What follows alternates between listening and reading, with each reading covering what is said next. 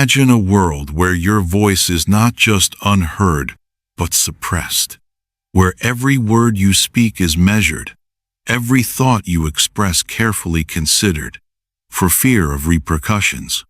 A world where every whisper, every sigh, every attempt to express your feelings is met with unseen walls, as though the very act of speaking was a crime. Your thoughts, your emotions, your deepest desires, all of it remains unspoken, locked away inside, buried deep beneath the weight of expectations you never agreed to. Now, imagine finding a way to break free from that silence.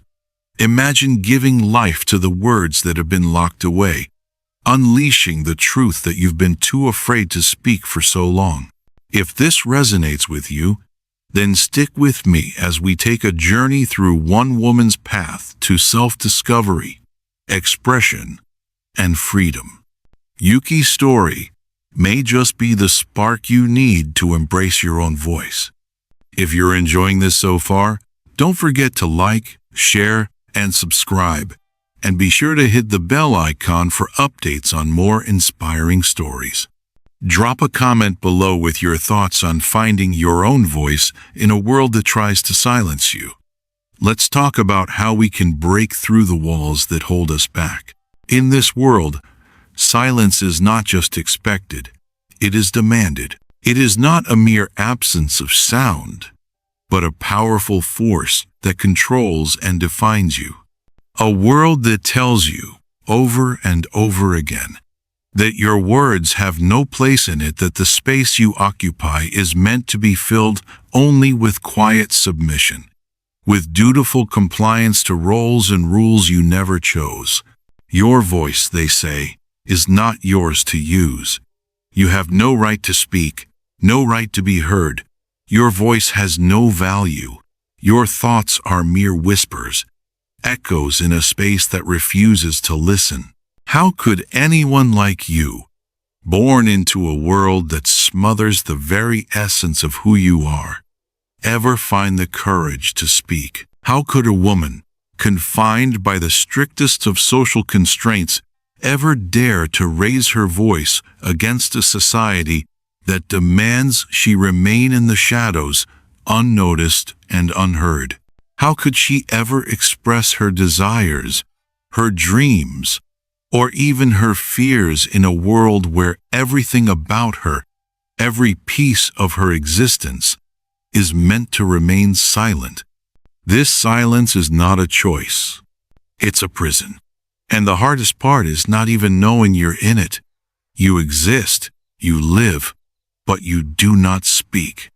You do not make noise, not because you're afraid, but because you've been told that your presence alone is enough, that your existence is nothing more than a reflection of someone else's world, someone else's needs.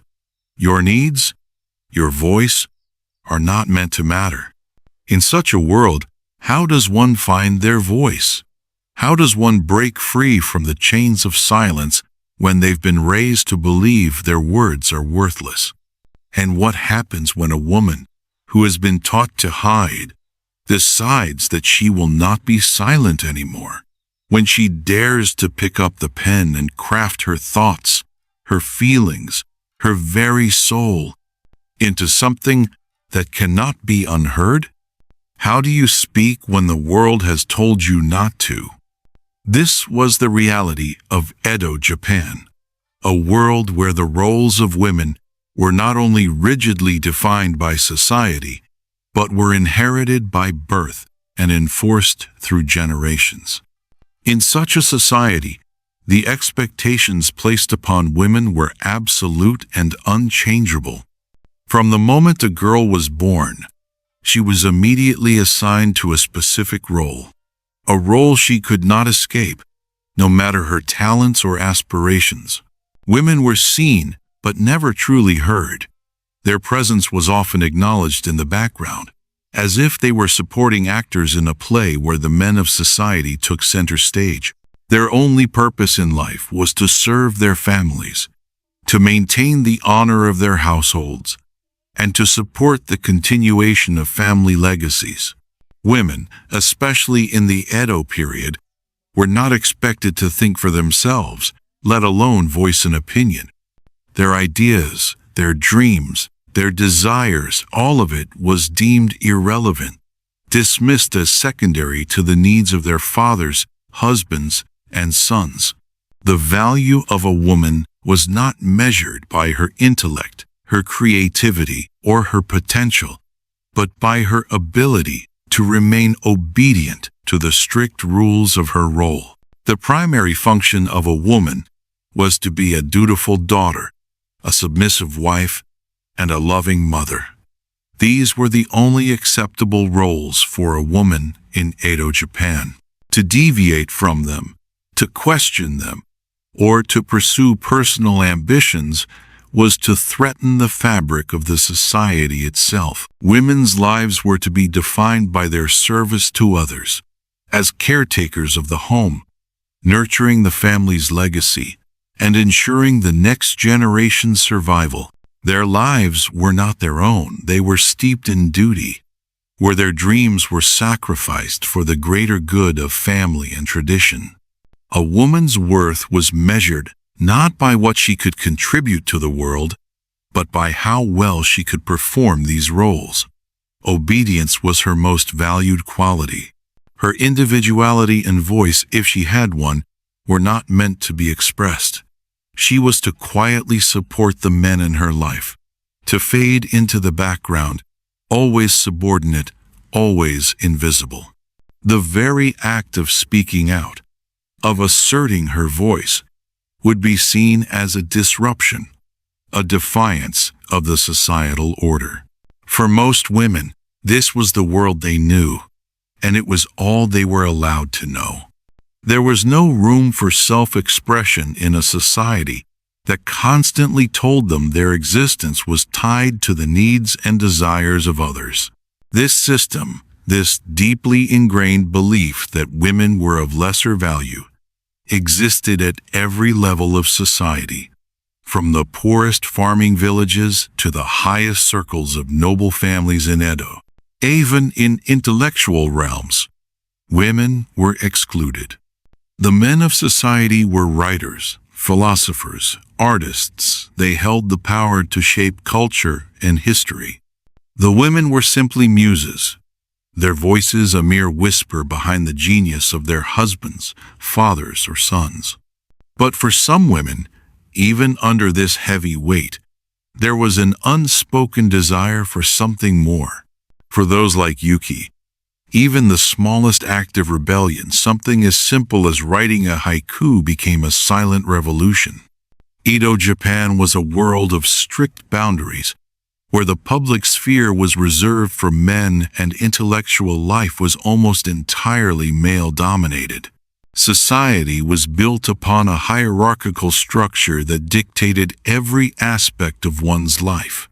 From family roles to career paths, even the very voice you were allowed to use in public. Women were to remain within the walls of their homes, to serve, to nurture, to remain silent in the face of societal demands. Poetry, art, and literature, which were seen as the highest forms of intellectual and cultural expression, were exclusive domains where women were not welcome. Women's contributions went largely unacknowledged, and their artistic talents, if any were discovered, were considered superfluous or irrelevant to the intellectual pursuits of the time. The literary circles of Edo were dominated by men, samurai, scholars, and artists who held power over both the creation and the appreciation of art.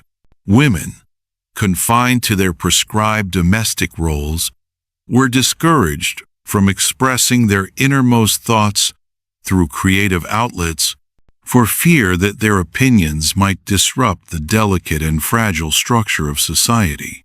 Yet, despite these oppressive structures, there was one woman who dared to break free, not through loud protests, not through dramatic rebellions or acts of defiance, but through the quiet, almost imperceptible, yet incredibly powerful strength of poetry. Her name was Yuki, and she was a poet, though at first she would never have thought of herself as one.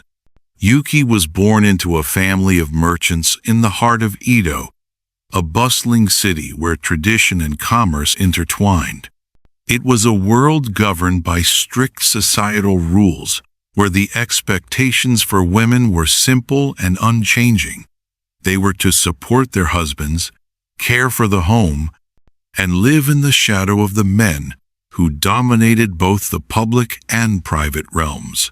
Like every other woman in her society, Yuki was taught that her worth was tied to her role within the family, to her ability to remain quiet, graceful, and obedient. She was expected to marry well, bear children, and never question the role assigned to her by society. In this world, there was no space for personal dreams or ambitions beyond the needs of the family, no room for self-expression, and certainly no room for a woman to pursue intellectual endeavors. But Yuki was different. From a young age, she felt a pull, something deep within her soul that yearned for more than the life she was being shaped for. While most girls her age learned the intricacies of tea ceremonies, the art of embroidery, and the duty of domestic service, Yuki's heart beat for something else.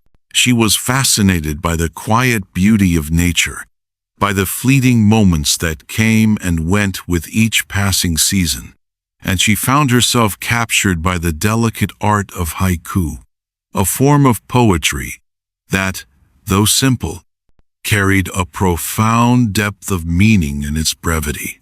In secret, she began to write. It started small, a whisper in her own heart, a way for her to escape the constraints of her society. Her haikus were about nature, about the seasons, the way the moon shone on the water, or how the cherry blossoms swirled gently in the spring wind. These quiet moments, fleeting and fragile, were the inspiration she found in a world that demanded her silence. With each word she wrote, Yuki began to feel a connection to something greater, something beyond the confines of her family, beyond the narrow social expectations placed on her as a woman. Her writing became her escape, her secret world, and in it, she discovered a power, one that she had never been taught to recognize. Her voice, though unheard by society, began to speak for her in ways that nothing else could. The world around her, suffocating in its silence, could not contain the quiet rebellion that Yuki's poems represented. She realized that, although she was forbidden to speak aloud in the world around her, she could still express herself through her writing, and in doing so, she could reclaim a piece of herself that had been lost to the silence imposed by society. But of course, this discovery did not come without its challenges. Yuki's family had expectations, just as every family in Edo did. Her father, a prosperous merchant, wanted her to marry into a family that could enhance their status. Her mother, as was the tradition, hoped for Yuki to become the ideal wife and mother, to carry on the legacy of the family's reputation. The very thought of a woman, especially one in her family, writing poetry seemed absurd. It was not a woman's place, and certainly it wasn't her duty.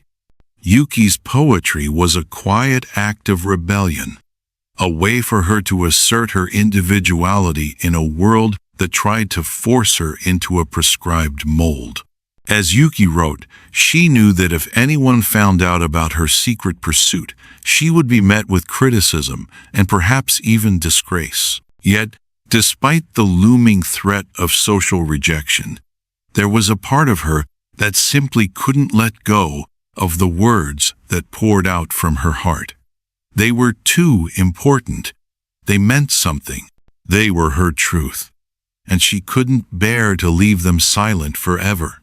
Yuki's story was not just one of self-expression, It was a story of finding one's voice in a world that tried to mute you. It was about standing up for what was true to her, even when the world demanded that she stay quiet. It was about discovering that even in the deepest silence, there could still be meaningful speech, and even the most unseen voices could leave their mark on history. From a young age, Yuki felt that there was more to life than simply fulfilling the roles expected of her. She was born into a world where society's demands were clear. A woman's place was to support her family, to serve the men in her life, and to live in the shadows of those who were allowed to make decisions, to speak, to lead.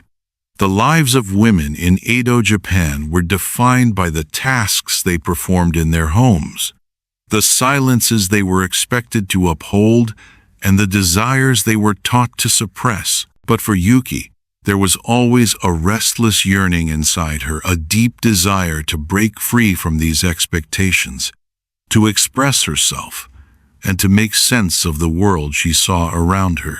There was something inside her that burned an inner fire that could not be easily extinguished. It was more than just a passing fancy. It was a need to share the emotions and thoughts that were constantly swirling inside her, to capture the moments of beauty, pain, longing, and joy that flashed in her mind like fleeting sparks. These were the things she saw in the world, the changing seasons, the subtle interactions between people, the quiet beauty of nature, and the hidden sadness in the eyes of those around her. But she had no outlet to share them. Her heart longed to speak, to write, to express the emotions that were bottled up inside her. Yet in a world where silence was golden, to speak up would be to risk being labeled defiant, ungracious, or worse, dishonorable. In a society where the voice of a woman was deemed irrelevant, to express herself was seen as rebellion. Women's thoughts, their opinions, their dreams, none of it was considered valuable enough to be shared with the world.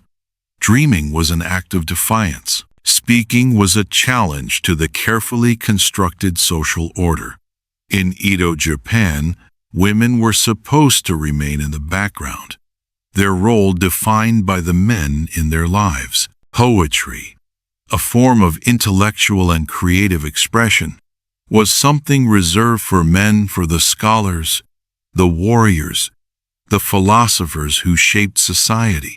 A woman daring to put her thoughts into words, to dream beyond the walls of her home, was almost unthinkable. Yet, despite the social constraints, despite the constant whispers of disapproval, Yuki could not quell the fire inside her. She could not ignore the urge to express the world she saw, the world that seemed so full of beauty and complexity, yet was unacknowledged in the silence of her daily life. There was something about the quiet simplicity of haiku, the way it captured the fleeting moments of nature and life, that seemed to call to her soul.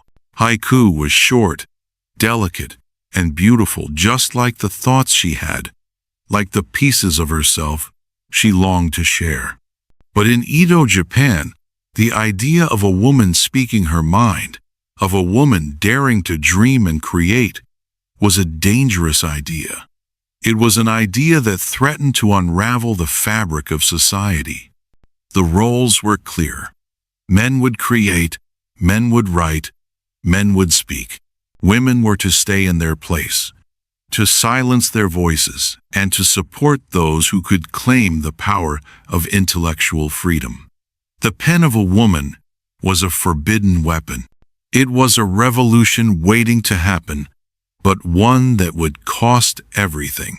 And yet, Yuki's heart could not silence her own voice, and that voice began to stir within her like a storm, quietly, persistently, demanding to be heard. In the quiet corners of her world, she began to write. Secretly, of course. For what would the world think if they knew a woman, a mere girl, was writing poetry? The very thought was scandalous. But what else could she do? Her soul screamed for expression, for freedom, and haiku became her quiet rebellion against the world that refused to listen. Yet Yuki's voice could not be silenced, not completely. The pressure of society, the expectations of her family, and the heavy silence that surrounded her could only quiet her for so long. There was something inside her, a yearning that refused to be stifled, a need to speak that could not be buried forever. In the quietest corners of her world, in the moments when she was alone with her thoughts, Yuki found her escape not in defiance or rebellion, but in something gentler, something that could flow through the cracks of society's walls without causing a stir. She found it in the subtle art of haiku. Haiku, with its simplicity and brevity, allowed Yuki to express herself in a form that was both delicate and powerful. The beauty of haiku lay not in its complexity, but in its ability to capture fleeting moments, the way the wind brushed through the trees, or how the moon cast a silver glow over the tranquil waters at night. Each line was like a delicate thread, weaving together the pieces of her thoughts, her emotions, and her experiences into something beautifully compact, yet immensely profound. In haiku, Yuki could speak about the things she could not say aloud. She could write about the quiet beauty of the changing seasons, the impermanence of life, and the longing in her heart, all without breaking the silence that society demanded from her. The form gave her the freedom to express deep emotions that swirled beneath the surface of her everyday life. Emotions that had no place in the rigid structures of Edo Japan. Nature became her language, and poetry became her voice. In the crisp lines of haiku, Yuki could share the depth of her soul, even though the world around her expected her to remain mute. For the first time, Yuki felt as though she could truly be heard. Not in the loud, boisterous way that men could be heard, commanding attention in society with their speeches and debates, but in a quieter, more subtle way. Her voice was not one that needed to demand attention, but one that could quietly whisper truths and still be felt by those who took the time to listen. With each haiku she wrote, she discovered that there was a delicate balance between silence and expression. The silence that was imposed upon her was still there, but now it was tempered by the power of her written words. In the space between those few short lines of poetry, Yuki found a way to express what had been hidden for so long. Haiku gave her the freedom to share herself with the world without truly breaking the silence. It was the perfect rebellion, a way to speak without raising her voice, a way to express her deepest emotions in a world that demanded her silence. For Yuki, writing poetry became more than just a hobby. It was her act of defiance, her way of claiming her voice in a world that told her she had none. The quiet art of haiku allowed her to capture the fleeting beauty around her, the whispers of nature, and the turbulent thoughts that swirled in her mind, expressing the unspoken truths she had kept hidden for so long. And in doing so, Yuki felt that, for the first time in her life, her voice was truly her own. But imagine how it must have felt to live in a world where even your thoughts seemed out of place. Yuki's family, though loving, wanted nothing more than for her to become a proper wife and remain within the confines of her home. Their expectations were clear. She was to learn the arts of tea ceremony, needlework, and domestic duties, not the art of poetry. Yet, despite their wishes, Yuki's heart pulled her elsewhere to the written word, to the freedom of self-expression through haiku. But this was not an easy path. Writing poetry was dangerous, especially for a woman. It meant stepping outside of the narrow path that was laid out for her and venturing into a space where only a few dared to tread. It meant rejecting the life she was meant to lead in order to pursue a truth that felt far more meaningful, far more important. What do you do when you feel that your words matter more than the life you've been told to live? What would you do if you were told that the most powerful tool you have, the ability to speak, to express yourself through poetry, to share your heart with the world, was forbidden? Would you stay silent, accepting the life that society demands of you, allowing your dreams and desires to fade into the shadows? Or would you fight? Would you find a way to speak, even if it meant defying the very society that tried to silence you? This is the story of Yuki, a woman who found her voice through poetry. In a world that demanded silence from women, Yuki's haikus became her proclamation, a declaration that women could speak, that their words could matter, and that in the quietest of places, true freedom could be found. Her journey didn't begin with loud protests or rebellious acts. It began with the simplest of actions: writing. A few words, carefully chosen, expressing the beauty and depth of her inner world. But as her poetry grew, so did the questions. Could her poetry, born of silence and solitude, ever truly be free in a world that sought to keep her muted? Could she dare to defy the world that had placed such limitations on her?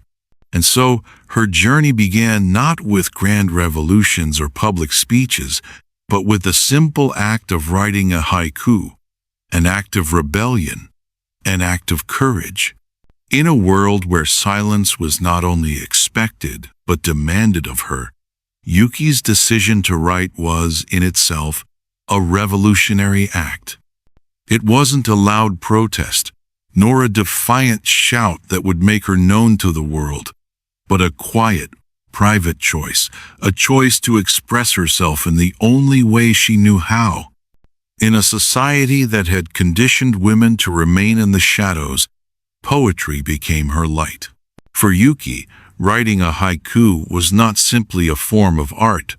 It was an act of rebellion against everything she had been taught to suppress.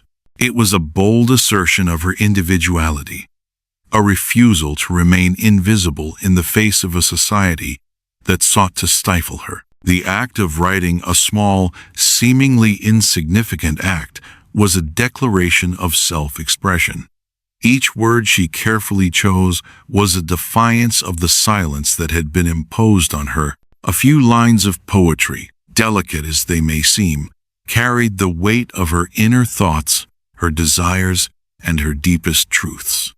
In that solitary moment, Yuki realized that she could be heard, not in the way that the men of her world were heard through loud speeches, through commanding presence and political power, but in a quieter, more subtle way. The power of her poetry was in its delicacy. It was in how she could capture a fleeting moment, an emotion, or a scene in just a few short lines. Her words didn't need to shake the earth to make a difference. They didn't need to be loud or forceful. Instead, they were powerful because they were honest, true to her, and uncompromising in their expression. The haiku became her freedom, the first crack in the wall of silence that had surrounded her entire life. It was through these small, quiet poems that Yuki found the space to exist as herself, without apology. Each poem she wrote was a claim to her own voice, a quiet act that was nonetheless bold. And though the world around her did not know it, Yuki was starting a revolution, not one of loud speeches or grand confrontations, but one of inner strength, of personal autonomy, and of artistic freedom. A small, quiet act that would ultimately change the course of her life and, in a small way, the world around her. With each haiku she wrote, Yuki began to realize her power. She no longer had to accept the silent role that society had imposed on her. Through her poetry, she was creating a new space for herself, one where her thoughts, her feelings, and her dreams could finally be expressed. She had taken the first step toward breaking free, and with it, she unknowingly began to change the world around her, one poem at a time. The sun began to set over the sprawling city of Edo, bathing the narrow streets in soft golden light, casting long, stretching shadows against the wooden beams of the buildings. The city was alive with the sounds of merchants shouting prices, the clink of samurai armor as they walked through the market, and the rhythmic clatter of wooden sandals on the cobblestone streets. But inside Yuki's small home, the noise from the bustling city felt a world away. The walls, thick and old, created an almost sacred silence that wrapped around her like a blanket. She sat by the window in the familiar stillness, her gaze lingering on the cherry blossoms that swayed gently in the breeze. The pink petals, delicate and fleeting, danced in the wind, only to fall softly to the ground, never to be seen again. It was a quiet reminder of how fragile and temporary life could be. The fleeting blossom falls, a whisper in the wind song, no trace left behind. End of quote. The world outside was alive with movement, people working, talking, living, but inside, Yuki felt time slow down. The constant hum of the city seemed to fade into the background as she sat in this space that belonged only to her. Her eyes closed for a moment, her fingers resting lightly on the shoji screen, and she let her mind drift. At 16, Yuki had reached the age where her future was no longer her own.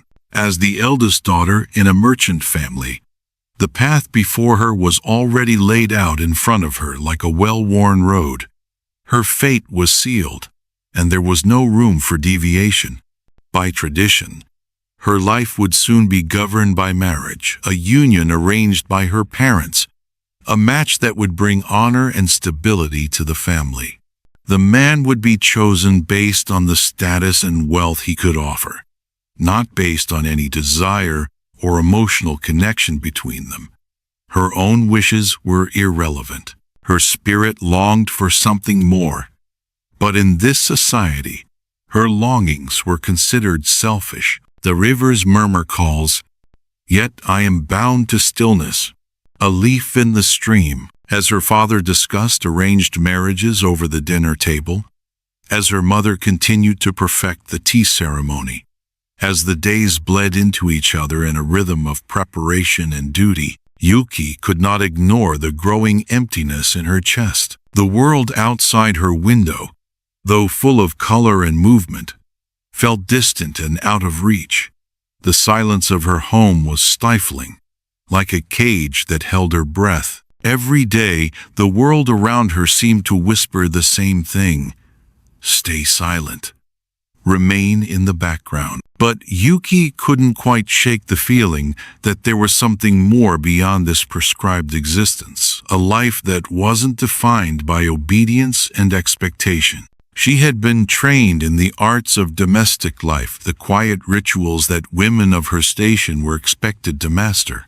She was skilled in the tea ceremonies that demanded perfect grace and precision, in the delicate art of embroidery, where threads and fabric wove patterns that told stories of beauty and tradition. She was taught to uphold the etiquette of a lady, to bend her back just so, to speak softly, to hold her words in check, and to move in silence, always in the shadows, never in the light. These were the skills she was told would make her a worthy wife, a woman of great character. Yet none of these things brought her the joy she imagined they would. None of them satisfied the hunger in her soul. She found beauty in the stillness, yes, but a different kind of beauty, one that went beyond perfect movements and refined manners. It was the beauty of the world outside her window, the impermanence of the cherry blossoms, the quiet shift of seasons, the way the moonlight kissed the water at night, the way the wind whispered through the trees in the early morning. The moonlight whispers, on the still and waiting lake, the heart stirs, unseen. The longing was deep inside her, a quiet voice she could never fully silence. Every time she looked outside her window, that voice spoke louder, a voice that whispered to her to go beyond the life laid out for her, to seek something more. A voice that cried out for expression, for the chance to tell her story. Yuki did not want to live a life defined solely by the expectations of others. She had dreams that did not fit the mold, thoughts that could not be confined by tradition. She longed for freedom, the freedom to speak, to express herself, to exist as she was meant to.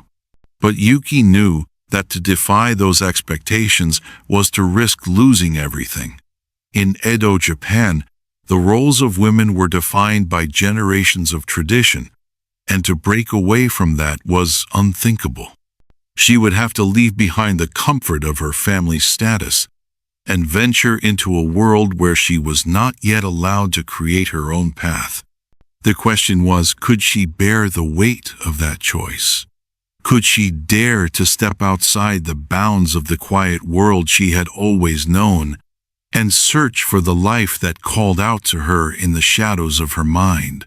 Yuki's heart raced as she sat in the quiet of her room, the inkstone in front of her, the soft glow of candlelight flickering against the walls.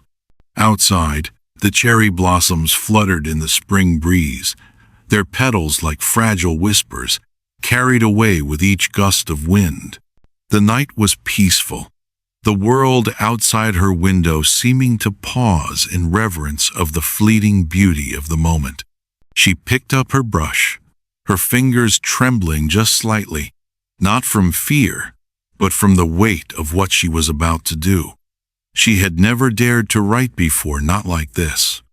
Not for herself. Every word she had spoken, every gesture she had made had always been in service to others.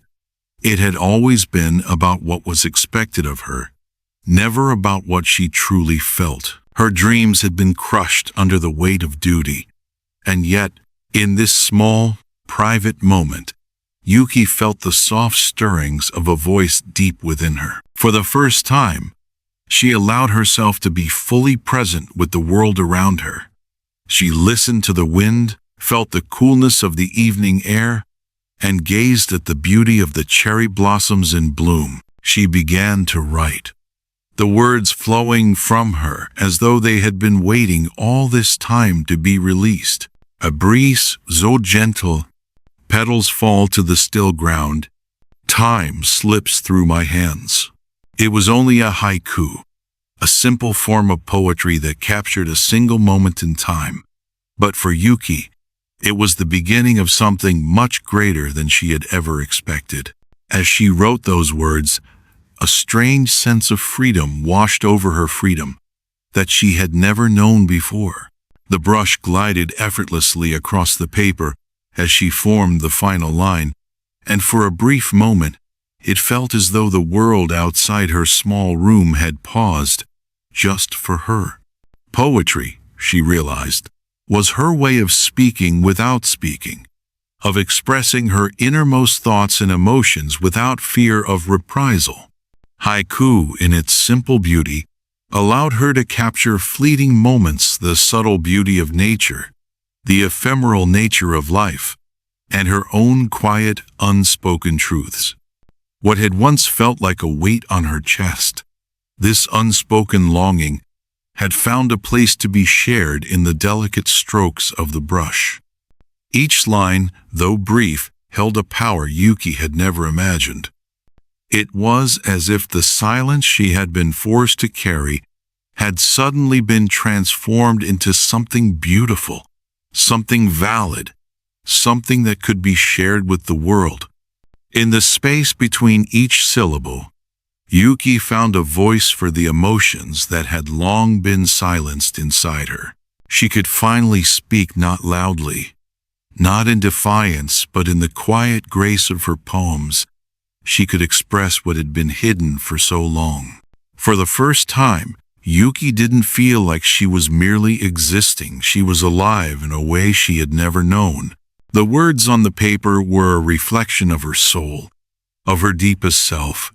And in this simple act, she began to realize something that had always seemed impossible. She could write. She could create something that was hers, something that was true to her. And yet, she knew that what she had written was not just a small act of defiance, it was the beginning of a journey. With each haiku she would write, she would learn more about herself, more about the world around her, and more about the power of her own voice. It wasn't a loud revolution that would be heard by the masses. No, it was something quieter, something that didn't require anyone's approval but her own. It was the birth of a new life, one where she could finally speak freely in a world that had tried to mute her for so long. The moon gazes down, a silver light, still and calm. I am seen at last. She placed the brush down gently, the weight of what she had just done settling into her chest. The poem she had just written was only the beginning of her journey. But in that moment, she realized that she had found her voice not through words spoken aloud, but through the silent power of poetry. The act was small, almost insignificant to the world, but to her it was the first step toward a new freedom, a new beginning. A week after Yuki had written her first haiku, she found herself walking through the bustling streets of Edo, trying to ignore the constant chatter of merchants haggling for prices, samurai conversing in low tones, and the sound of footsteps echoing in every direction. The weight of her secret had begun to press harder on her chest, making the world around her feel like it was moving in slow motion. She passed the familiar stalls of fresh fish, cloth, and incense, but her mind was miles away, lost in the quiet world she had begun to create with her pen. Her thoughts swirled with images of the cherry blossoms, the gentle breeze that kissed her skin, the moonlit night she had written about in her haiku. But for all the beauty of those fleeting moments, Yuki felt a longing inside her, a desire to share what she had written, to express what had been locked in her heart for so long. She turned a corner and found herself standing before a small bookstall, a place she frequented when she needed to escape the world of her duties. The wooden stall, tucked away between two larger buildings, was filled with stacks of poetry, old scrolls, and written words that promised a glimpse into another world. As she stepped closer, her eyes were drawn to an older man sitting by the books. His weathered face was framed by a thin gray beard, and his eyes held that distant, familiar look.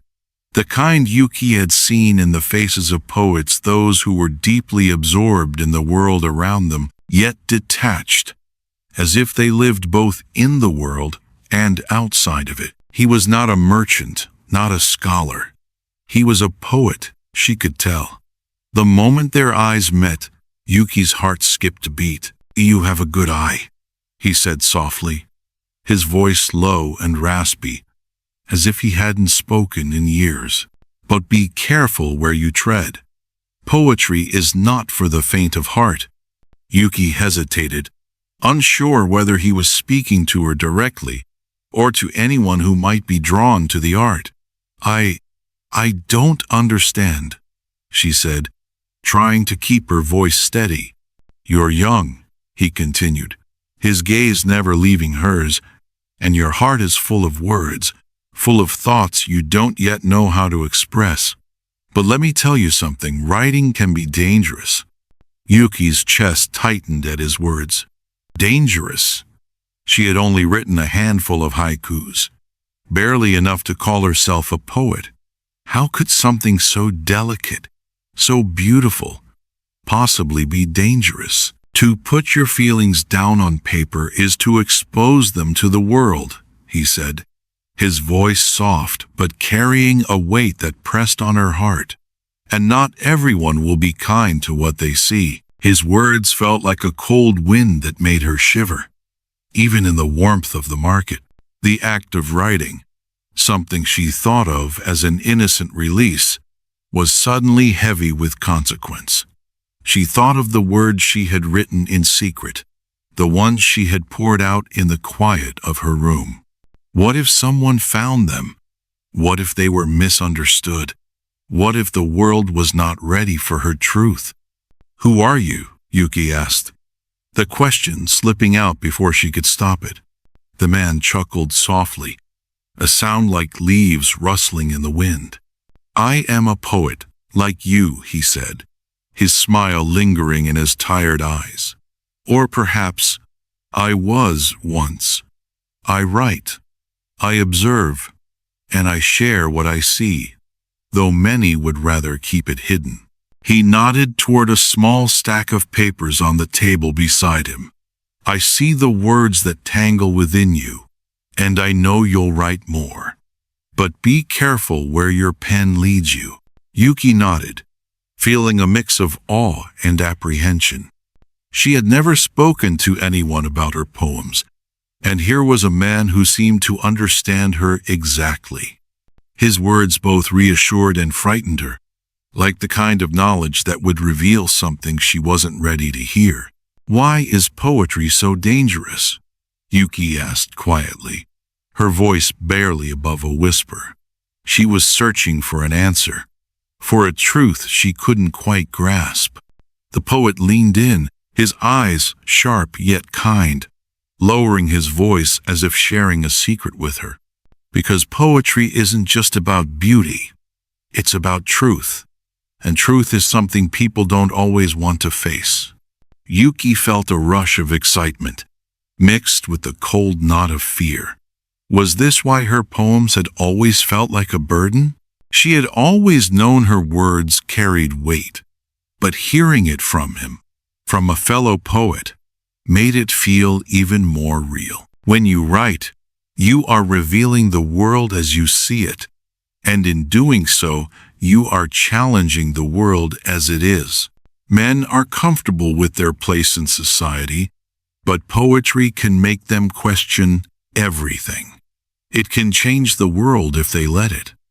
Yuki felt her chest tighten, her heart beating faster at the idea that her words could have such power. Could she really change something?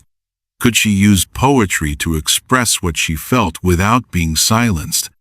Could her poems matter? "You must learn to write with honesty," the poet continued, his tone growing more serious. "But be prepared. The world may not welcome your truth. Some will praise you, some will dismiss you, and some will seek to silence you." Yuki's hands trembled slightly as she held the small haiku she had written earlier that day. The truth in her poems had always been her own secret, her own quiet rebellion against the silence forced upon her. But now, with the poet's words ringing in her ears, she understood that her poetry could not just be an expression of beauty, it was an invitation to change, to shift the world around her. The truth of her words, once hidden within the walls of her room, could now be shared, challenged, and tested by the world. With a deep breath, Yuki finally spoke, her voice quiet but firm. "I will write with honesty, and I will be ready." The days following her meeting with the poet were filled with both excitement and trepidation. Yuki had never before thought of her words as something that could challenge the world, but now, under the guidance of her mentor, she was beginning to realize the power in what she created. Yet, despite the growing realization that poetry was more than just an outlet for expression, she found herself at a crossroads. The weight of her responsibility seemed to grow heavier with each word she wrote. She was no longer simply writing for herself, but beginning to understand that her words had the potential to create ripples, to challenge not only the world around her, but also the rules that governed her life. Her first lesson under the poet's mentorship was one of honesty. But Yuki quickly discovered that honesty was not as simple as it seemed. Honesty in her poetry meant more than just expressing emotions. It meant revealing the truths about her life, her struggles, and the society that had shaped her. It meant exposing her heart, her desires, and her longings. But these were not easy things to face. The truth was often uncomfortable for her, for the people around her, and for the world she was taught to conform to. The poet, though kind in his encouragement, was also stern in his teachings. Every time Yuki showed him a new poem, he would nod thoughtfully, yet there was always something missing. "Your haikus are beautiful," he would say, "but they are not yet the truth. You are still holding back." A poet's job is not just to capture beauty, but to capture the truth, even the painful ones. Do not shy away from what you fear to write. Write what you feel, not what you think you should feel. Yuki found herself struggling with this. She had always been careful with her words, writing only what she felt was safe, the gentle beauty of nature, the delicate fleeting moments of life. But when it came to writing about her own inner turmoil, the longings that threatened to break free, the fear of what her family and society might think, she hesitated. How could she possibly speak her truth without risking everything she had known? The moon's light fades. A shadow hides what it fears. Truth in silence falls. Yuki's doubts clouded her thoughts as she spent hours at her desk, her hand trembling as she picked up the brush. Each stroke of the brush felt like an act of defiance, and with every word she wrote, a sense of fear and reluctance followed. She couldn't shake the feeling that the words on the paper weren't quite right. They were pretty, they were poetic, but they lacked the rawness she had begun to feel. One afternoon, the mentor visited her at home, and Yuki shared the latest haiku she had written. It was about the falling leaves, capturing the fleeting nature of life and beauty. Leaves fall in silence, a dance with the autumn wind, never to return. The poet read the haiku and handed it back to her. His expression was soft, but his eyes held a quiet disappointment. "You've captured the nature of things well, Yuki, the transience of life, the passing of seasons, but there is something missing. This haiku doesn't speak to your heart, it speaks to what you think people want to hear. The world knows this truth. It's easy to write about what is already understood." He looked at her kindly but firmly. "What you must write about is the truth within you, the fears you hide, the desires you bury. These are the things that will speak to the world." Her heart tightened, the words stinging more than she anticipated. Her poetry was not enough. It was beautiful, yes, but it lacked the depth and honesty she needed to truly make an impact. "But I can't write about my fears," Yuki replied softly. "What if they don't understand? What if they—" "Exactly," the poet interrupted, his voice growing firmer. "That is exactly why you must write it. If you hide your fears, your writing will never reach anyone who needs to hear it. Poetry, true poetry, has the power to expose the ugliness we all hide. And in doing so, it has the power to transform both the writer and the reader." Yuki sat in silence, the weight of his words sinking in. She wanted to write, but could she really expose her innermost fears to the world? Could she truly reveal herself without feeling ashamed, without risking everything? The heart secret weeps in shadows of silent grief. Only words can heal. And Days passed, and Yuki found herself torn between what she wanted to write and what she thought was safe. She wanted to express the deep feeling she had, her fear of losing her family's approval, her longing for freedom, the quiet rebellion she had begun to feel in her soul. But with each poem she wrote, she encountered the same internal battle: fear versus freedom, truth versus silence. She began to write late at night, her brush moving across the paper in a frenzy of thoughts and feelings. She wrote about her longing for a life that was hers to shape, not defined by the roles that had been set for her. She wrote about her fears of being forgotten, of never truly being seen for who she was. The next day, she shared her new poem with a mentor. It was a raw, emotional haiku, one that exposed the vulnerability she had kept hidden for so long. Beneath the silence, I hide a heart full of dreams, afraid to speak out. The poet read the haiku, his eyes thoughtful, and then, for the first time, a slow smile spread across his face. "You have written with honesty," he said gently. "This is the beginning. Now, let your words be your voice. Do not shy away from them. Speak your truth, even when it scares you." As weeks passed since Yuki's first encounter with the poet, her world began to change in ways she hadn't expected.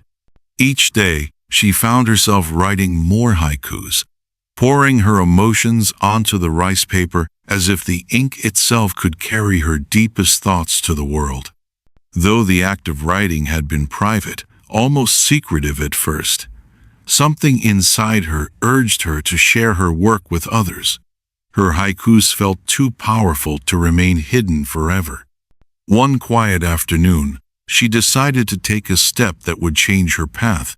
She folded a small stack of haikus, tied them with a simple silk ribbon, and ventured to the literary gathering her mentor had once spoken of, a gathering of men and women who dared to create in a world where women's voices were seldom heard. Though her hands trembled as she held the small bundle of her poems, Yuki knew that this was the moment to test herself, to see if her words could truly stand on their own. The gathering was held in a modest yet respected tea house. The air was thick with the smell of incense and tea. A subtle hum of voices filled the space as men and women discussed the latest poetry, politics, and philosophy. Yuki entered the room, and for the first time, she felt herself drawn into a world that had always seemed out of reach.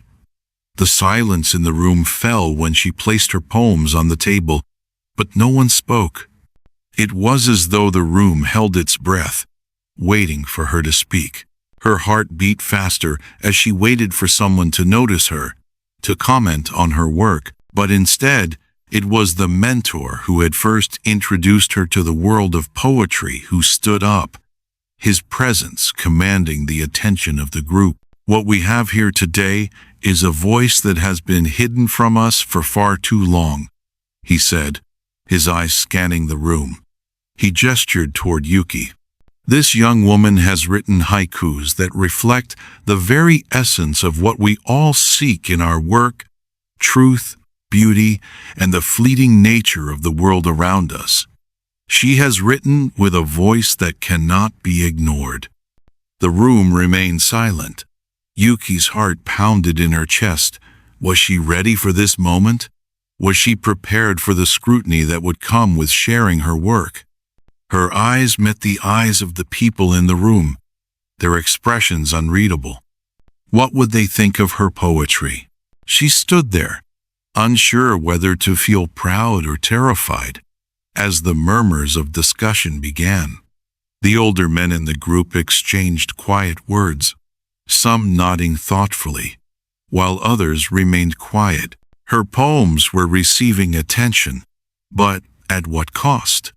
Would they look at her differently? Would she be forever labeled as a woman poet, a rare exception in a world dominated by male voices? One of the elder poets, a man with a strong presence, stood up. He was well respected within the group, known for his writings on nature and politics. He glanced at Yuki, his expression a mixture of skepticism and curiosity. "You speak of nature, of beauty, of the impermanence of life," he began, his voice deep and commanding. "But how much of your work is truly your own? How much of it is merely a reflection of the society you've been taught to observe? Can you, as a woman, truly understand the depth of what you write?" Yuki felt a chill run down her spine as his words hung in the air. Doubt crept into her mind. Was her poetry simply a mimicry of what men had written before her? Was she truly capable of understanding the full weight of her own voice? But then, she remembered the first haiku she had written, the one about the cherry blossoms, about the fleeting nature of life.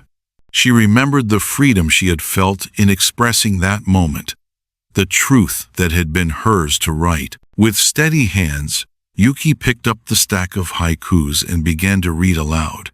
She didn't focus on the faces around her. She didn't look for approval. She simply spoke from the depth of her soul. A brise caresses. A single petal falls down, silent in the dusk. The moon, so distant, a silver glow on the night. I reach, yet can't touch. The room fell into complete silence. For a moment, Yuki's words seemed to hang in the air, suspended by the quiet. Her heart beat loudly in her chest as she waited for a response, unsure if she had said the right thing. Finally, the elder poet spoke, his voice softer now. "Perhaps there is more to this than I expected." He nodded, looking around at the others. "This is not just nature. This is a voice that comes from something deeper. You speak not only of beauty, but of truth, of vulnerability. And that," he paused, the room still watching him closely, "that is the essence of poetry." A sense of relief washed over Yuki. For the first time, she felt that her words had been heard not just by the room, but by someone who understood. She had written not just for herself, but for everyone who had ever been silenced. This was the beginning of something more. The days following her public reading were a blur for Yuki. At first, there was only elation, the joy of seeing her poems spoken aloud, of hearing them read by someone other than herself, the thrill of being recognized for the words that had once been nothing more than private musings, scrawled in the dim light of her room. She had finally broken free from the cage of silence that had been built around her. She had found her voice, and the world had heard it. But as quickly as the joy came, so did a creeping fear, a fear that clung to her chest like a heavy weight.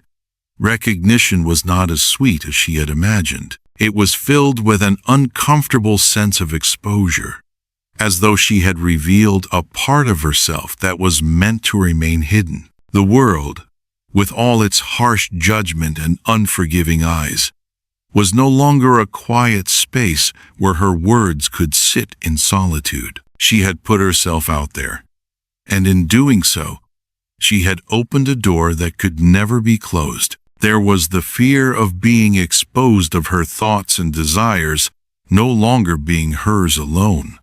Now that they had left the confines of her room, she wondered if they could ever be taken back. The act of writing, once a private rebellion, had become public knowledge, and with that came the scrutiny of others, the criticism and the gossip. Yuki had always lived in the shadow of her family's expectations, but now her words, her voice, were threatening to break free from the mold they had cast her in. What would become of her if she continued down this path? The truth settled in her chest like a heavy stone.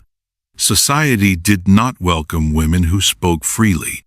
women who dared to share their thoughts, to express their desires. Even her mentor, though supportive, had warned her that truth could be dangerous in a world that preferred silence and obedience from women. Would she now be viewed as too bold?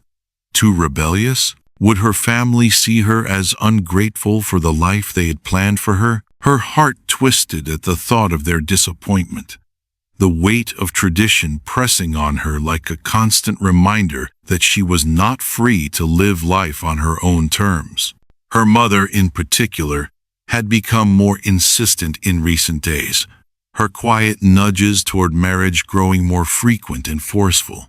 Yuki knew what her mother was trying to do. She wanted Yuki to return to the path that was already laid out for her, to become the ideal daughter who silently accepted the life planned for her. Every time she saw the concerned look in her mother's eyes, or felt the gentle pressure of her hands on her shoulders, Yuki felt the walls closing in once again.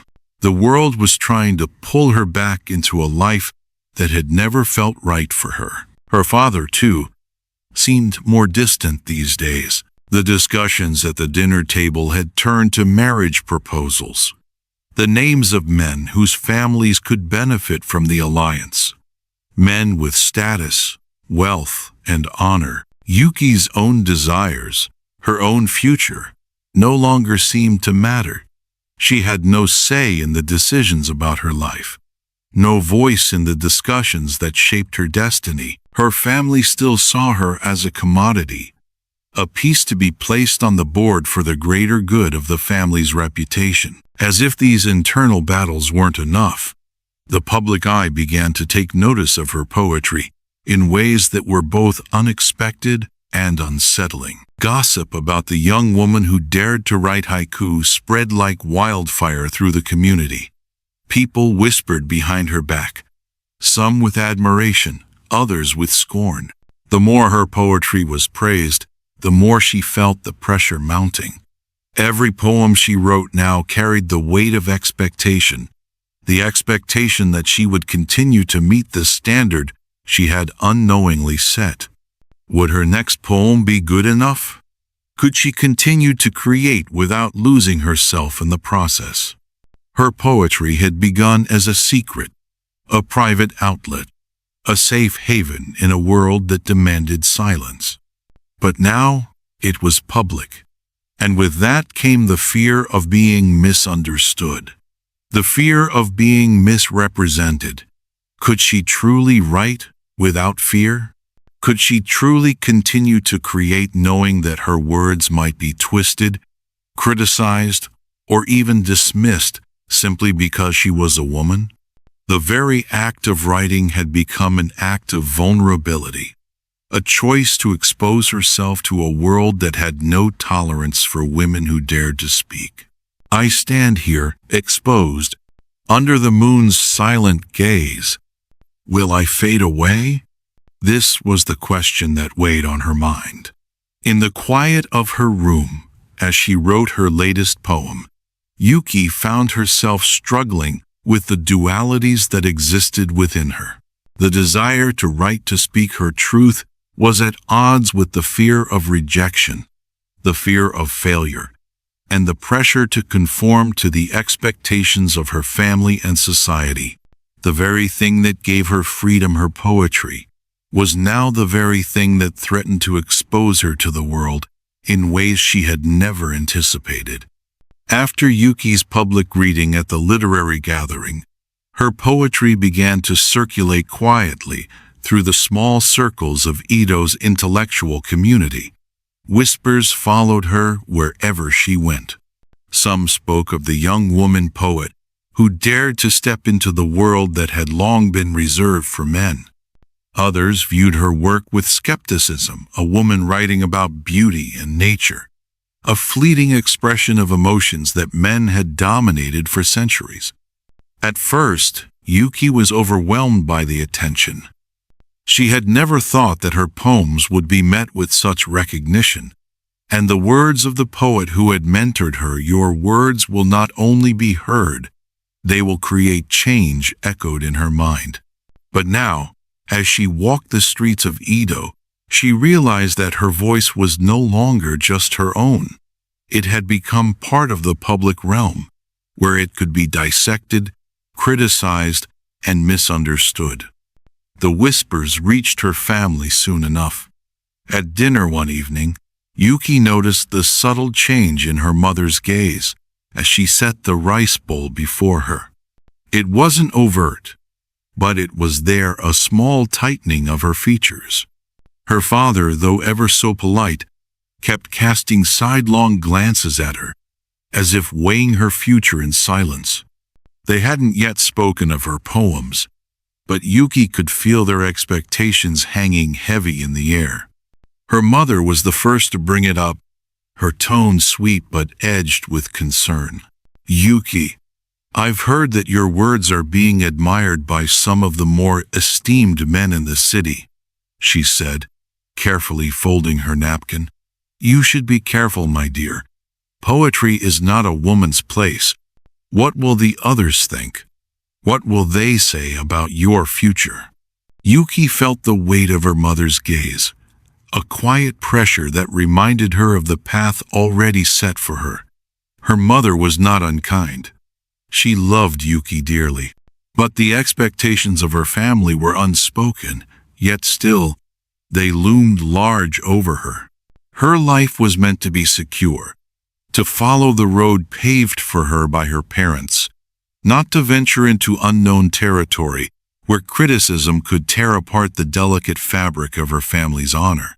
The truth was, Yuki was not meant to stand out.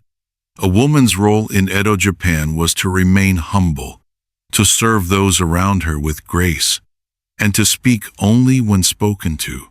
Poetry, especially for a woman, was a luxury that few were allowed to indulge in, let alone pursue in public. Yuki's desire to write, to express herself fully, was now at odds with her family's expectations. She had been praised for her creativity, but with that praise came an underlying pressure. The world had noticed her, and now the world had expectations for her. She had stepped into a realm that she didn't understand fully. Her poetry was no longer just hers. It was becoming a tool in the eyes of others, to be judged, to be critiqued. The words I speak now carry the weight of the world. Should I stay silent? Yuki felt confused. She had spent so long repressing her emotions, so long hiding behind a mask of obedience. Now, her poetry was forcing her to confront the truth, her truth, in front of a world that wasn't ready for it.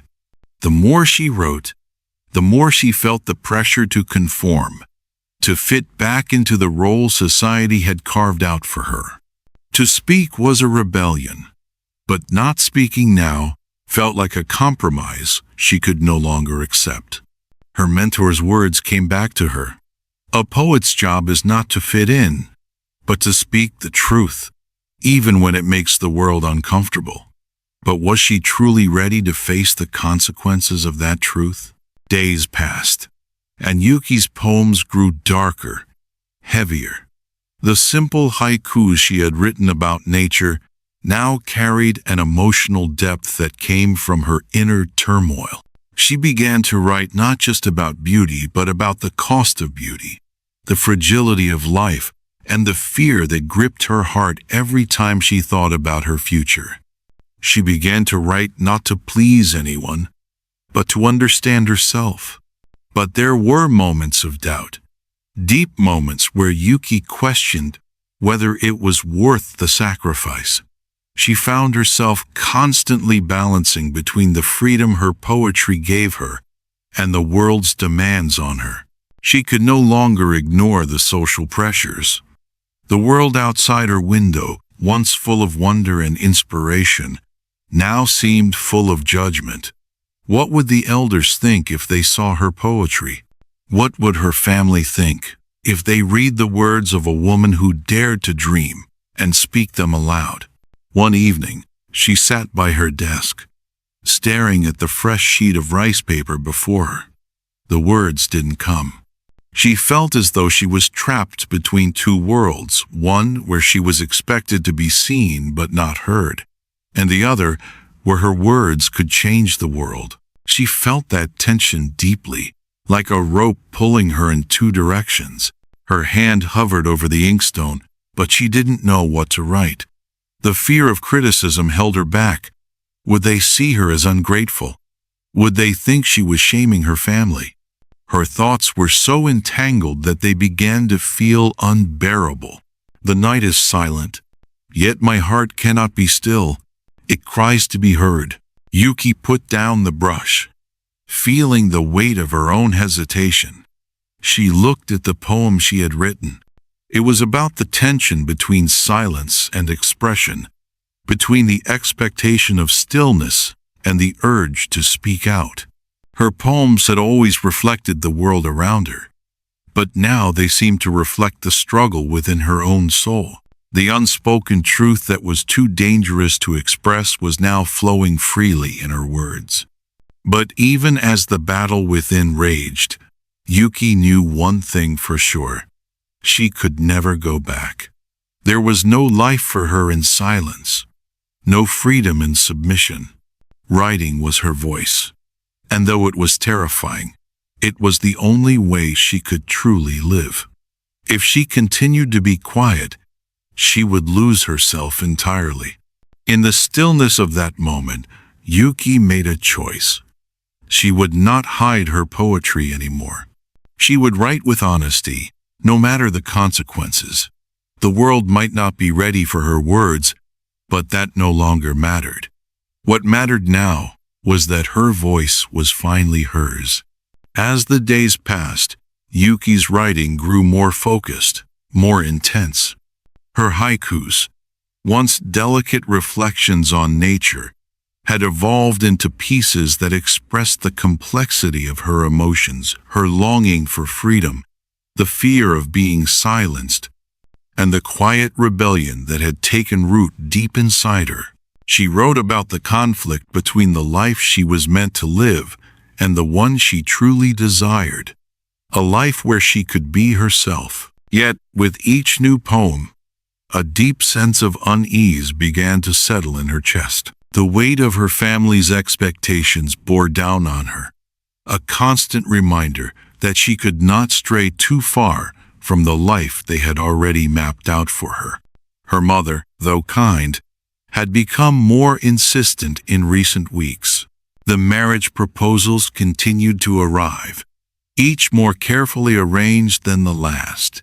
Her father, though silent on the matter, had begun to push her towards decisions. Yuki's future was no longer her own. It was to be decided by the needs and expectations of her family, the greater good that her marriage could bring.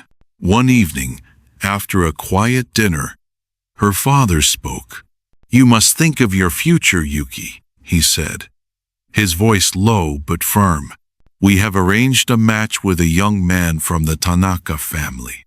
His father is a prosperous merchant, and this union would bring honor to us both." Yuki's stomach tightened. She had been hearing the same words for months. The man, though unknown to her, was someone who had been chosen because of his wealth and status, not because of who he was, but because of what he could provide. Her value was being reduced to her ability to marry well. Her mother, seated beside him, added softly, "You are a good girl, Yuki. You must think of the family. This is the way it must be." Yuki looked down at her bowl, unable to meet their eyes. The weight of their words was heavy, like chains pulling her back into a life she had never chosen. It felt as though every dream, every hope she had, was being suffocated by the walls of their expectations. She could feel the conflict building within her. She was torn between the life they had prepared for her, a life of silence and duty, and the poetry that was slowly shaping her identity, a life of expression and freedom. The wind does not ask. It blows through the trees and leaves. Unbound, it moves on. Yuki closed her eyes, the haiku coming to her without effort. The winds symbolized the freedom she longed for, the freedom to speak, to move freely without the weight of expectations keeping her in place. But she knew, too, that she couldn't run away from her family's expectations. She was bound to them in a way that made escape feel impossible. Her father's voice interrupted her thoughts. "I expect you to respect our decision, Yuki. It is for your future." The word respect burned through her. Was it respect to silence herself? To live a life dictated by others? Was her voice truly her own? The days following the dinner were filled with discomfort.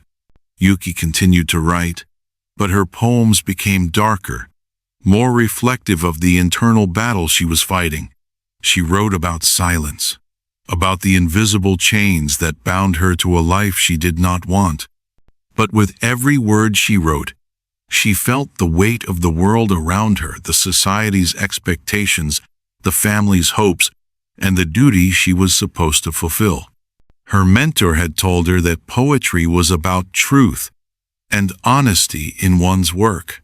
But the truth was, Yuki didn't know what to do with the growing sense of suffocation that surrounded her. Could she continue to write while still living under the pressure of society's expectations? Could she keep her voice when the world was telling her to remain silent? One evening, unable to sleep, Yuki rose from her bed and wandered to her desk. The moonlight streamed through the window, casting a soft glow on the rice paper and inkstone. The quiet of the night settled around her, and for a moment, she felt as though the world outside was holding its breath. She began to write, the brush moving across the paper as if guided by something deeper than her own thoughts.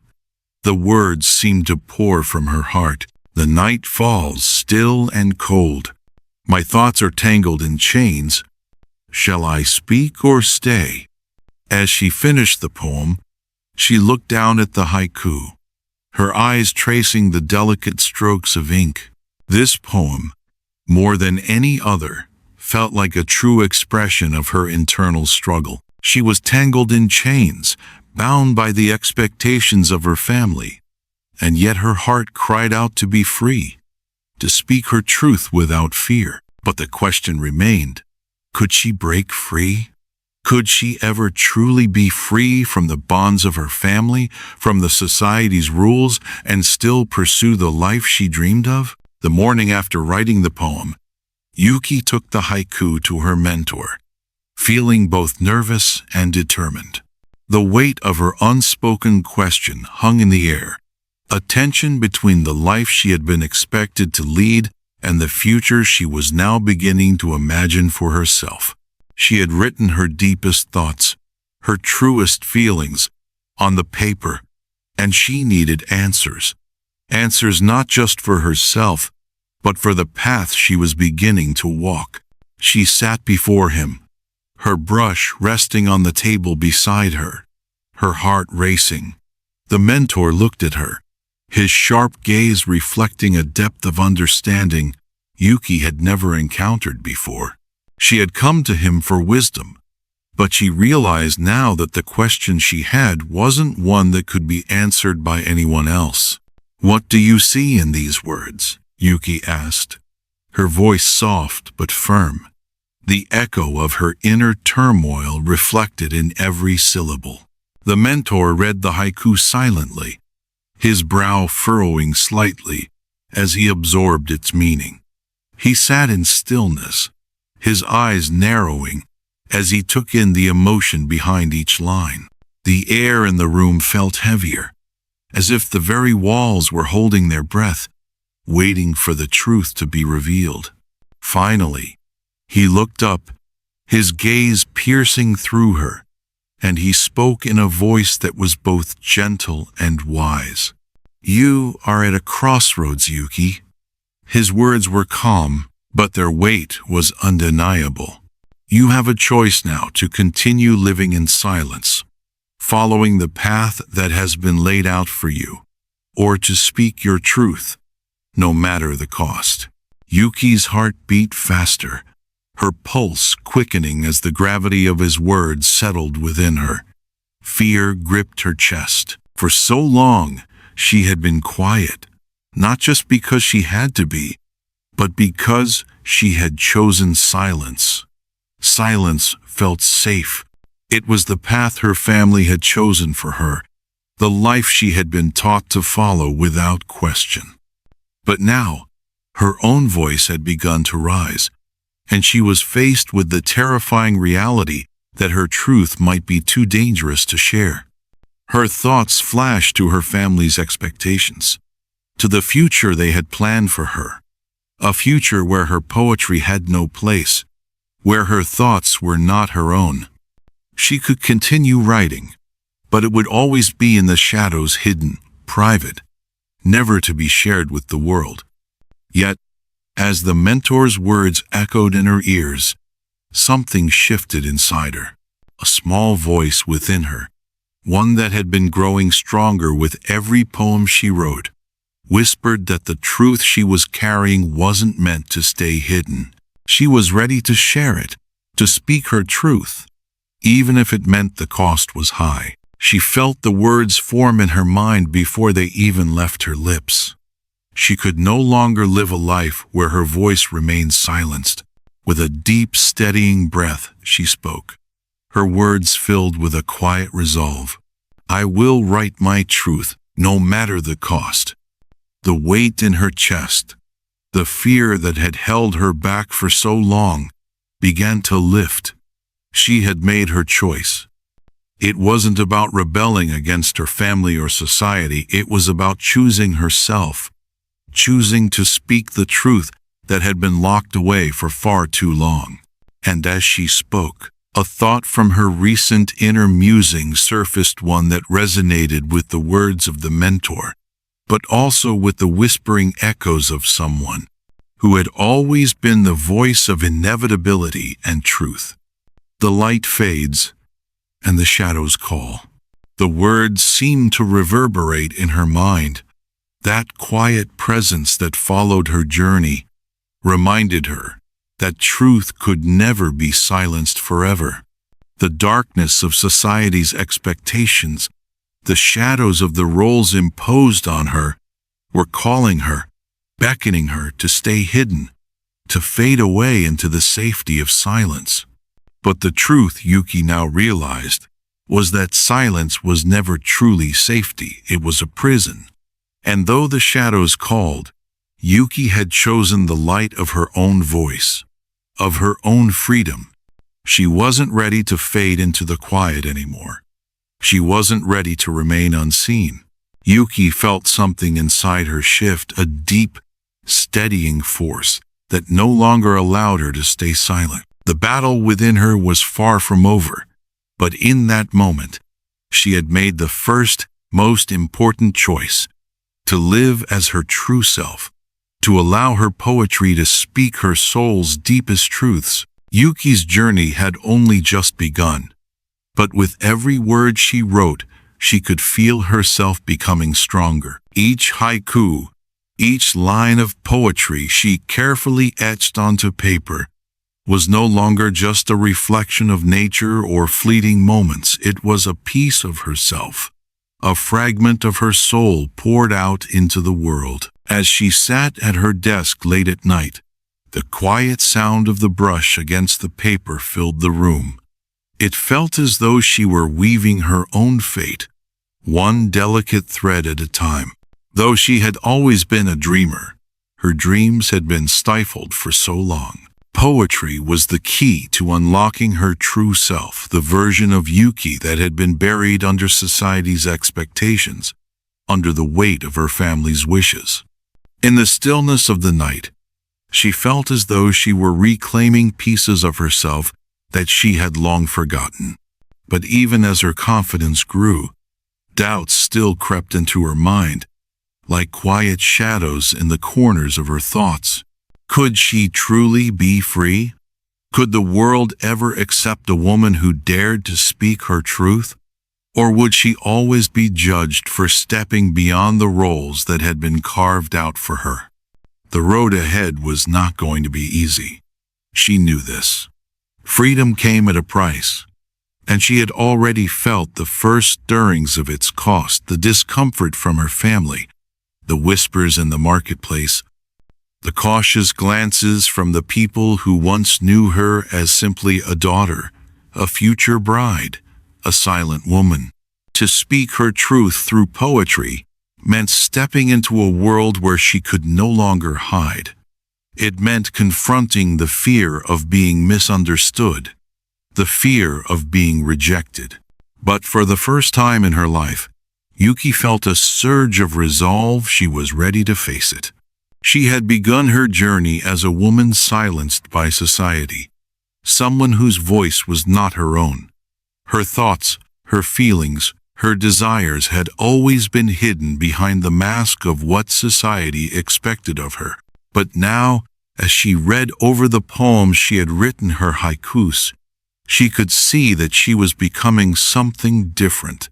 She was not simply a girl who wrote in the shadows anymore. She was a woman claiming her voice, proclaiming her presence in the world with every line she wrote. The sun sets again, but I will not fade with it. My voice will remain. In that moment, Yuki's words were not just an expression of her emotions. They were a promise to herself. She would never be silenced again. No matter what came next, she would speak with her poetry, with her art, and with the truth that only she could tell. No longer would she be confined to the quiet world where her thoughts remained unspoken, where she could not be seen for who she truly was. Yuki had made the choice to embrace her own voice, and this decision would echo throughout the rest of her life. The fear still lingered. It was impossible to ignore. Every time she shared her work, every time she thought about what people might say, she could feel the doubt creeping back in. But something had shifted. She had discovered the power within her, and with that power came a newfound sense of freedom. She no longer feared being misunderstood or judged. Writing was no longer a quiet act of rebellion. It was her truth, her life's work. Her mentor's words from their last meeting echoed in her mind. A poet's job is not to fit in, but to speak the truth, even when it makes the world uncomfortable. Yuki understood now. Poetry was not just about writing beautifully or following the rules.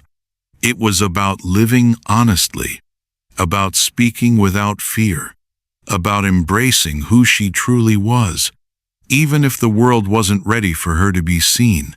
She spent the next few weeks writing more than ever before, each poem becoming a step closer to freedom, each line shedding the remnants of her old life. Her work began to reflect her journey, a journey from silence to expression, from obedience to self-expression. One evening, as she read through her haikus, she came across one that seemed to encapsulate everything she had come to understand about herself. The sky above me, still and quiet, yet alive. I am free to speak. As Yuki gazed at the haiku, the weight of her decision hit her all at once. She had stepped into new territory, and she wasn't turning back. She had made the first step toward the life she had always dreamed of. A life where she could write freely, where she could express her deepest thoughts, and where her voice would no longer be silenced. The weeks following Yuki's commitment to writing and expressing her true self were not easy. Her family's approval, which had once seemed so certain, now felt fragile and slippery. They had noticed her change, her growing confidence, her increased independence, and, most notably, her growing focus on poetry. At first, her parents had let her explore this new interest, seeing it as just a phase, a youthful passion that would soon be outgrown. But the more Yuki wrote, the more she could feel their discomfort building. Her father, ever the practical man, was the first to express his concerns. "Yuki," he began one evening, his voice a mixture of concern and frustration. "I've heard of your poems. I understand the beauty of words, but this is not the life for you. Poetry does not bring stability. Poetry does not feed the family. Your future is with a man who can give you comfort, security, and a place in society. Why waste your time with things that have no purpose?" Yuki could feel the tension rising in her chest as her father's words cut into her like a blade. He spoke as though poetry were a trivial pursuit, nothing more than a fleeting hobby that didn't matter in the grand scheme of things. But Yuki knew better. Poetry was more than just words for her. It was a way of life, an expression of everything she longed to say, but could not. To her, it was the one truth that had set her free. She looked at him, her heart aching, but she couldn't bring herself to speak. She had spent so long in silence that words of rebellion seemed to get stuck in her throat. How could she explain that her poetry wasn't just a creative outlet, but the core of who she was? How could she make him understand that expressing herself through haiku was the only way she could feel alive? In the still of night, my voice rises from the dark. The world will listen. Her father continued, his voice growing more insistent. You have your place, Yuki. Don't let this foolishness pull you away from the life that is already planned for you. The world doesn't want women like you to be heard. The words struck her, but instead of breaking her, they fueled her resolve. The world didn't want her to be heard, but that was exactly why she had to speak. It wasn't just a matter of personal expression. It was about standing up for what she believed in, for what she had discovered was hers. She couldn't let her father's words or anyone else's dictate her future. Later that evening, Yuki's mother spoke to her privately. The soft glow of the lanterns cast long shadows on the walls as they sat together, the air thick with unspoken emotions. Her mother, though kind and gentle, was never one to avoid hard truths. "Yuki," her mother said softly, her voice laced with concern, "you know your father only wants the best for you. He has worked so hard to make sure you have a good future. But poetry, this is not something for a woman of your station. You will become a wife, a mother, those are your duties. You must prepare yourself for what is expected." Yuki's heart twisted painfully. Her mother, who had once nurtured her with love and care, was now telling her to conform, to give up her voice, her dreams, and live a life of submission. The walls of their home felt as though they were closing in on her once more, the expectations of family and society weighing down on her spirit. She opened her mouth to speak but stopped herself. Her mother's voice held the weight of tradition, and Yuki knew that what she was about to say could shatter everything. The river whispers, but I am bound to the shore. The tide pulls me in. And Yuki realized, as she looked at her mother's gentle face, that there was no easy way to reconcile these opposing worlds. Her mother did not understand her need for expression. To her, poetry was an insignificant dream, a luxury that could not stand in the way of her future responsibilities. But as Yuki stared at the paper before her, the words that had been written in the dead of night, the words that spoke to her soul, they couldn't be silenced. Not now, not ever. The next morning, Yuki rose early, unable to sleep as she often did after such tense encounters. She walked to the garden, where the flowers bloomed with vibrancy and the morning mist clung to the leaves. As she stood there, the cool air surrounding her, she felt her mind clear. This moment, this fleeting time, was hers, and it was precious. She had spent far too long living in a cage of expectations, of family duties, of fear. Her haiku was the key to her freedom. It had to be. She picked up a small piece of rice paper, dipped her brush into the ink, and began to write. The words flowed from her like water. The dawn breaks again. A new day calls to my heart. I will not be still. For the first time, Yuki felt her resolve harden. The battle she had been fighting within herself was not just about her poetry. It was about her identity, her voice, and her right to exist as she truly was. She would not be silent. Later that afternoon, after she had written and rewritten the haiku in her mind, Yuki made a decision.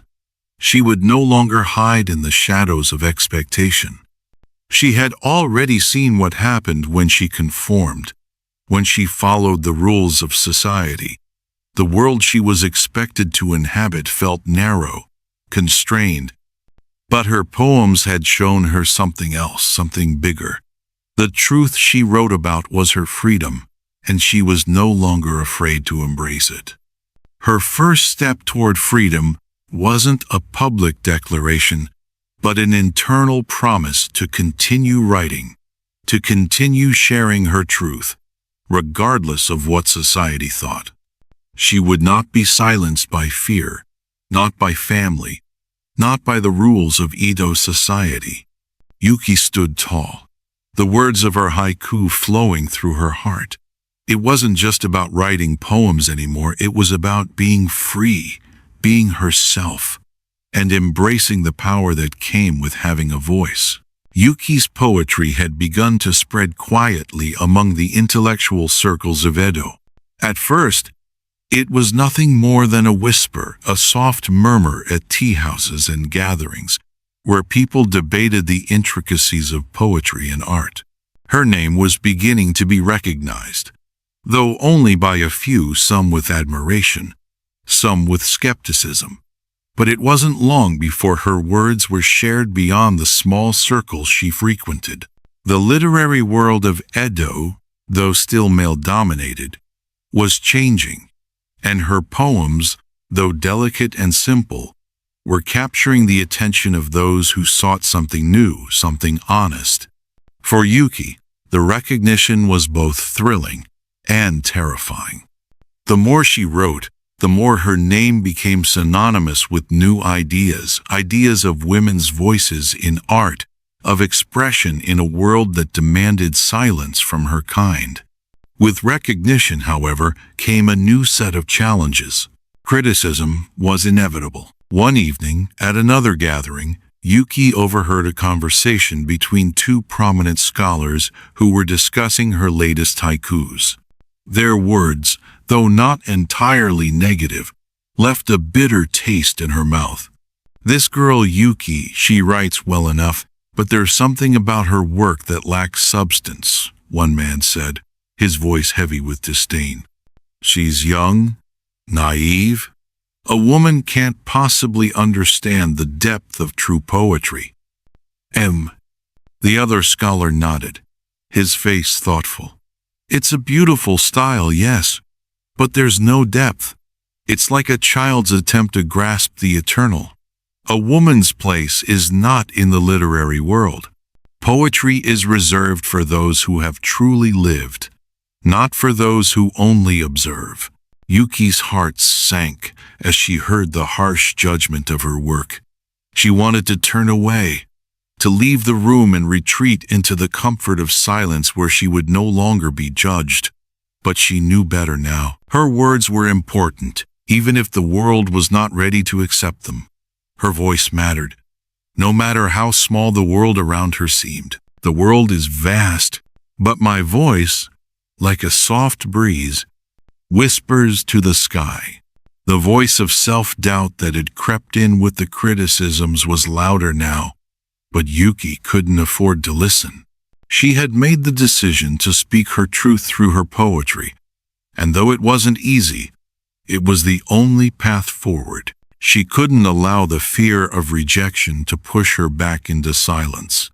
Every haiku she wrote was a declaration of her identity, of her right to be seen in a world that demanded she remain invisible. Yuki had made her choice. and she would not retreat. The recognition of her poetry brought unwanted attention, not just from the literary world but from her family as well. Her father, ever the practical man, had begun to question the time she spent on poetry. At first, he had been silent, hoping it would be a passing hobby. But now, it was clear that he no longer considered her writing a mere pastime.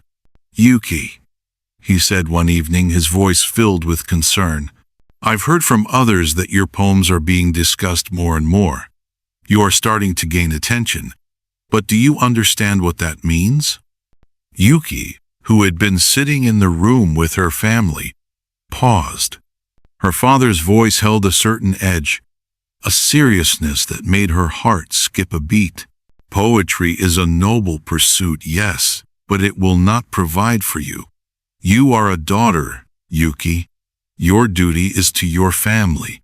I have already arranged for your marriage to a respectable family. This is what is expected of you." Yuki felt her throat tighten. The choice she had been making between her art and her family's expectations was now so painfully clear. Her poetry, her voice, was becoming a threat to the life her father had planned for her.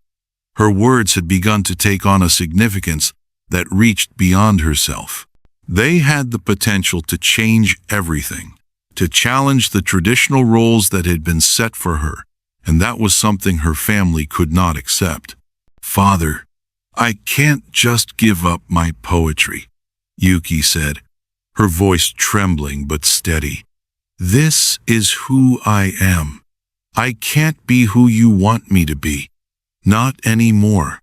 I have to write. It's the only way I can truly live."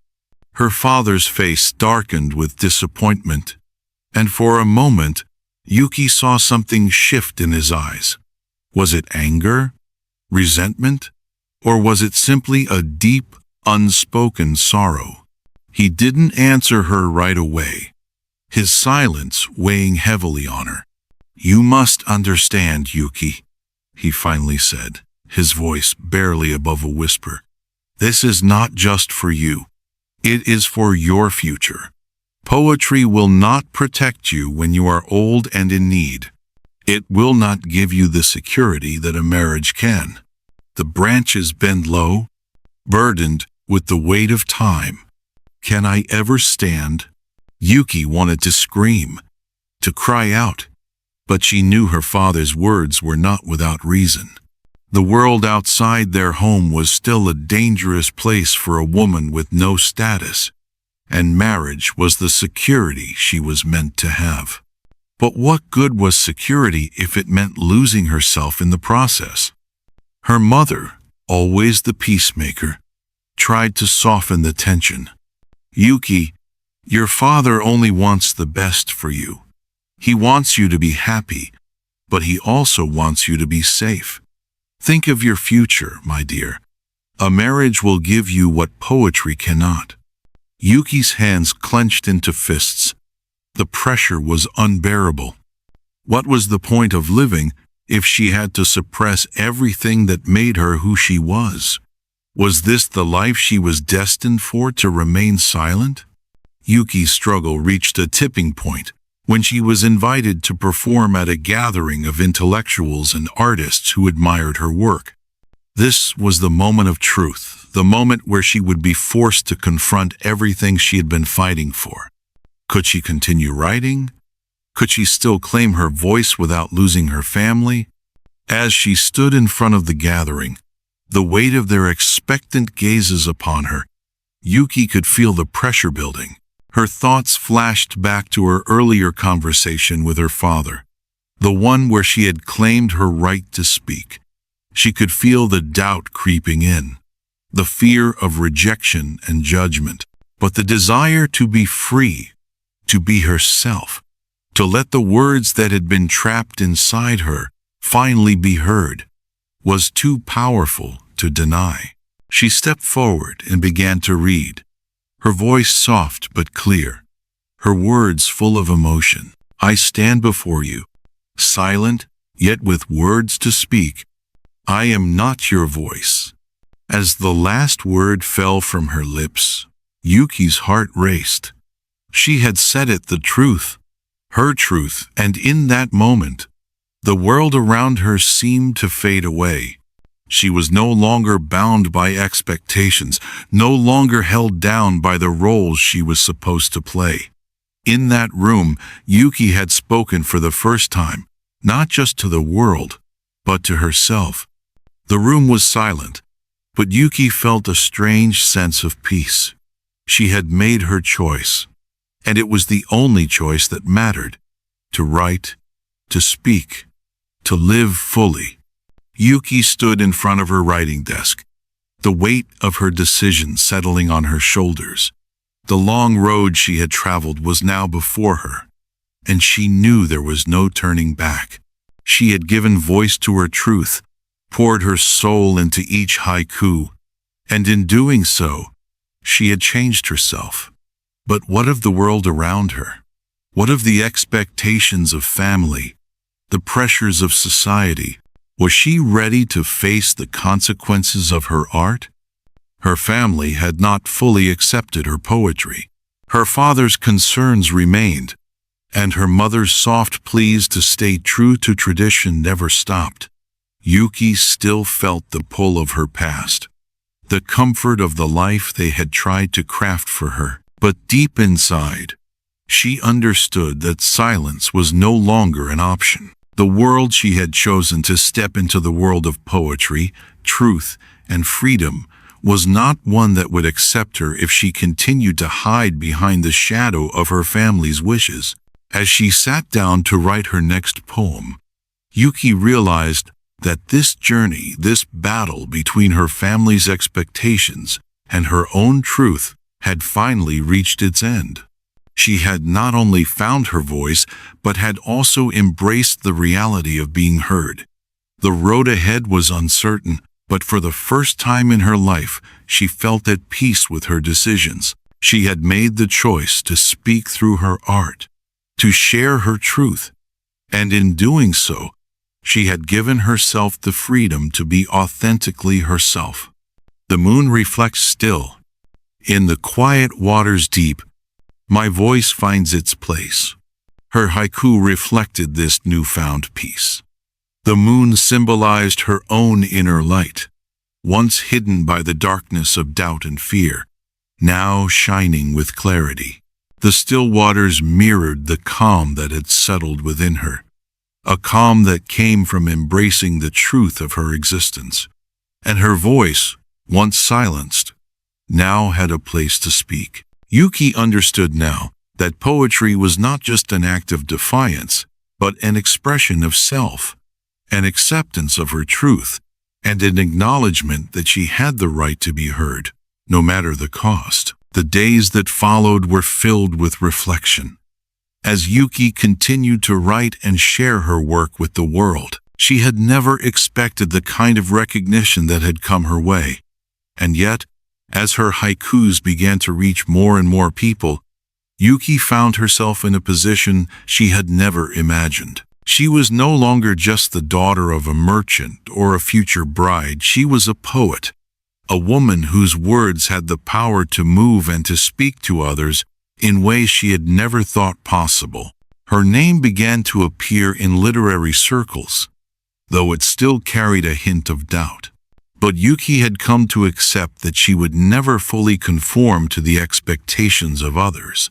She had embraced the role of poet, not because it was easy or because society had welcomed her with open arms, but because it was the only path that felt true to her.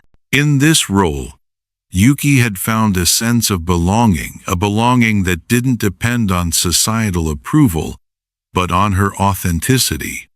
As the years passed, Yuki's poetry continued to inspire others. Some of her haikus were even reprinted in collections and shared in public readings. Her name became associated with strength and freedom, a poet who dared to express what others had kept hidden. But for Yuki, the real joy was not in the public recognition, but in the quiet moments when she could sit by her desk and write, pouring out her soul into each delicate poem. Time will pass and fade, but my words will find their place. The world will still hear. Her final haiku became a reflection of her legacy. The passing of time was inevitable, but the words she had written, the truth she had shared, would remain. Her poetry would continue to resonate with those who read it, continuing to speak to others for years to come. The world would indeed hear her, not just as a woman poet, but as a voice of truth and freedom. Years later, as Yuki grew older, she began to see the fruits of her labor. Her life had not turned out as her family had once planned for her. She was not married to a man of status. She had not lived the life of a silent daughter, obedient and docile. Instead, she had carved out her own path, one that had been difficult, filled with obstacles and doubts, but also one of fulfillment and self-expression. Yuki continued to write, though her poems had become fewer and more deliberate as the years passed. She spent her days in quiet contemplation, occasionally sharing her work with young poets who came to seek her wisdom. She had become a mentor, passing on the lessons she had learned: truth, honesty, and the importance of expression. She taught them that poetry was not just about beauty. It was about truth, about facing the difficult questions that society wanted to ignore. In the quiet of her later years, Yuki found peace in the life she had chosen. She no longer feared the criticism of others, nor did she need the approval of her family. She had made her mark on the world, not through rebellion but through the quiet power of her words. Her poetry had changed her, and in doing so, it had changed the world around her. In silence I stand. The world continues its march, but I have spoken. End quote. Years passed, and the world of Edo continued to bustle with the relentless rhythm of life, unchanged by the quiet revolution Yuki had started with nothing but her words. The city was still filled with samurai, merchants, and the whispers of societal rules. But for Yuki, those rules no longer held sway over her life. She had created her own world through poetry, a world where silence had been replaced by the resonance of truth, where her voice, once fragile and hidden, now lived in the quiet moments between the lines of her haikus. Her name was spoken with respect in literary circles and among young poets, some who sought her advice, others who admired her courage. But Yuki didn't need the praise. It wasn't the recognition she had sought when she first began her journey. It was the freedom of being herself, the peace that came from embracing her true voice. The petals fall still, but the fragrance lingers long. I've spoken my truth. In her later years, Yuki became a mentor to those who wished to follow in her footsteps, young women and men who sought the freedom to express themselves through poetry. She guided them, not with the intention to turn them into followers, but to help them find their own voice. She told them that the truth in poetry was not always beautiful, but it was always real. She spoke of the importance of writing from the heart, of never shying away from pain or beauty, and most importantly, of never letting silence drown you. Her family, though they had never fully embraced her decision to pursue poetry, had eventually come to understand. Her father, who had once feared that her art would leave her destitute, had seen her live a life that was rich in meaning, even if it lacked the material wealth he had hoped for her. Her mother, too, had softened over the years, and though Yuki had never married, she had built something far more profound, a life filled with purpose and expression. Yuki had found her own peace, and it wasn't in the public praise or the awards she had earned over the years. It was in the quiet moments of writing, the gentle act of putting her thoughts to paper, of being true to herself and her art. Her life, though not what her family had envisioned, had become a testament to authenticity and the power of expression. The night still calls, but I have learned to rest now. My words are enough. The light in her room grew softer as the years wore on. Yuki's once quick fingers had slowed, and the ink stains on her hands became fewer. But the words, those words she had written all those years ago, still lived in her heart. She no longer needed to prove herself to the world. She had found her place within it, not by conforming to the role society had cast her in, but by creating her own, one where her poetry was the bridge between her soul and the world around her. And on the final day, as the last light of dusk settled over the garden outside, Yuki sat by her desk, the final haiku in her hand. She had written it, perhaps for herself, or perhaps as a gift to the world she was leaving behind. The sun has set now, but my voice will carry on in whispers of light. As she set the brush down for the last time, the candlelight flickered, its light slowly fading, much like the last echoes of her voice. But in the silence that followed, there was no sadness, only a soft peace. Yuki had spoken her truth, and in doing so, she had changed the world, not through grand gestures or loud proclamations, but through the simple act of being herself. Her words, now carried by the wind, would continue to resonate long after she was gone. Her legacy was not one of riches, nor of fame. It was the quiet legacy of a woman who dared to speak, who chose to be true to herself in a world that demanded silence. Her poetry, her voice, would continue to ripple through the lives of those who had heard it and those who would come after them. The world, though imperfect, had heard her, and in that, she had found her peace. In silence I rest. The world continues to turn, but I have spoken.